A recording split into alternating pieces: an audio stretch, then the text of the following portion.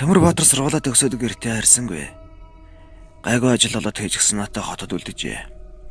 Гэсэн ч түнд олигтой ажил олдсонгүй. Хаяг реклам зар сурталчилгаа хийдэг хэсэг хүмүүстэй хамтарч нэг сар хэртэй ажилласан ч олигтой мөнгө төгрөг өгөхгүй.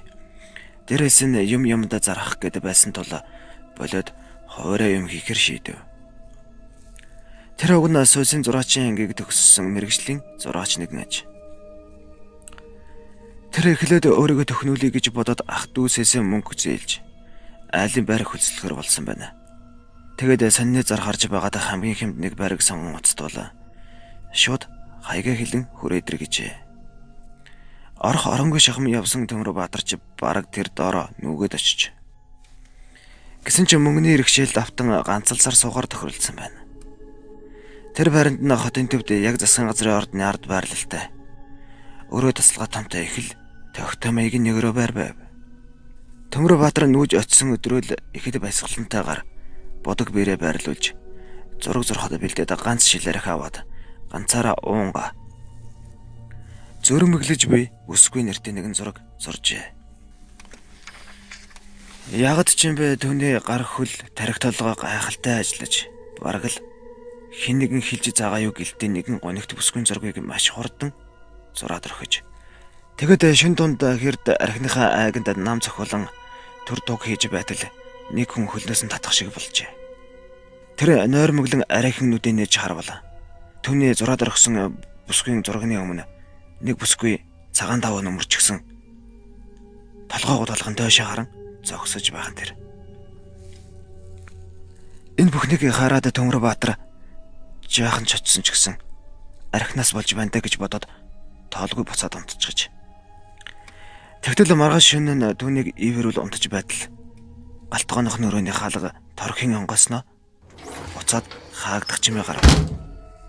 Тэгэхэр Төмөрбаатар өндийн бостол түүний унтж байсан өрөөний өвдөнд нэг бүсгүй зогсож байв. Төмөрбаатарын хар хөлсөн цутгаж хөдлөх гэсэн боловч гар хөлөө хүлээтэй юм шиг болцсон байв. Амьдралдаа айж үзээгүйгээр айсан мөн дээр нь ухаан алдах шахсан тэрээр өнөөх бүсгүүрээ гутлаа уншидэд өсрөн босч гэрлээ асаавала нөгөө хүүхэн ханхуй коридорлоо уусах шиг л алга болж. Тэгснэ удалгүй эмэгтэй хүн гиншин уйлах чимээ гарснаа шалж харлан алгаж гарсан байна. Айц ч хөдөст авцсан Төмөрбаатар дэмэлэх хувцас амсаа сууж байтал түүний зурсан өнөөх хүүхний зурагнаас нэгэн хүүхний царай тодрох шиг болсноо алга болчихж. Хэдий уцсныг бүүмэд.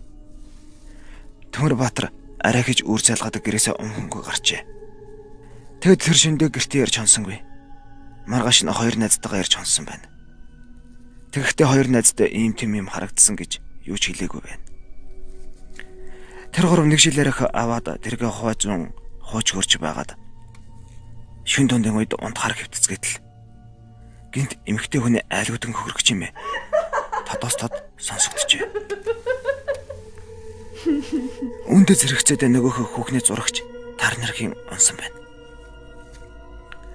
Тэгтэл нэг найз нь үндийн босч ирсэн ээ.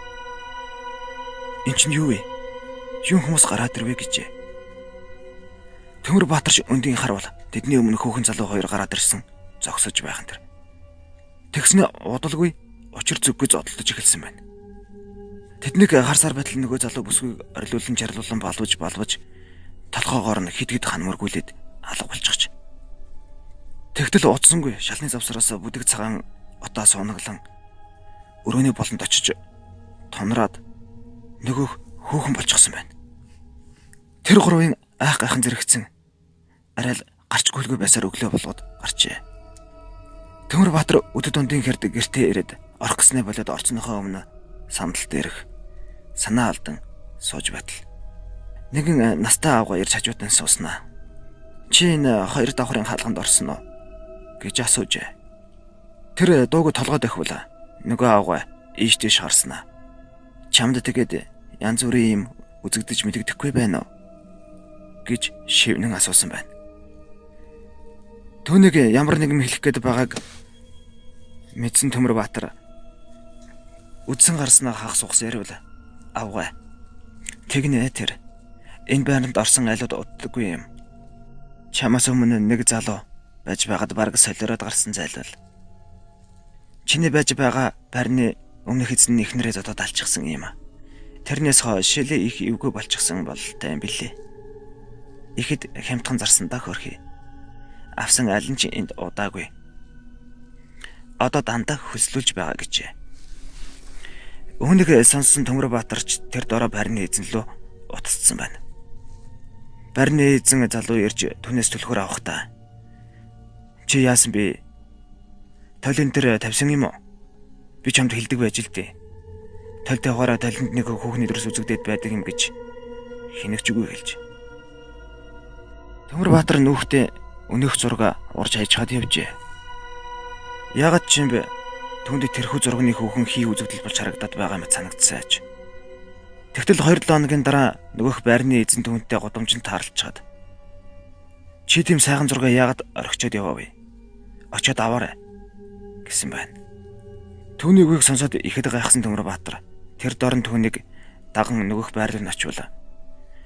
Түүний урж тасаад хайсан хүүхний зураг зүв зүгээр өөдөөс нь төрлөөлж ширтэн байлаа. Өнөө цагт хүмүүс айлын байр хөлслөх энэ тентхэн байранд хямдхан хөлсөөр суух сонирхол ихтэй болсон. Гэтэл өмнө нь хэн хэрхэн яаж амьдарч байсан? Юу болсон?